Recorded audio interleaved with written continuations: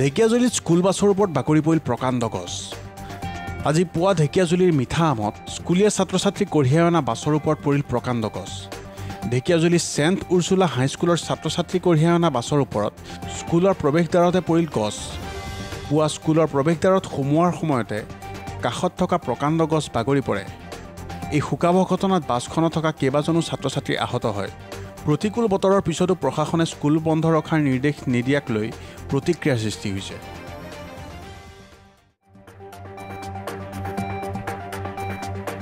News desk report, Mahajati into 24 live.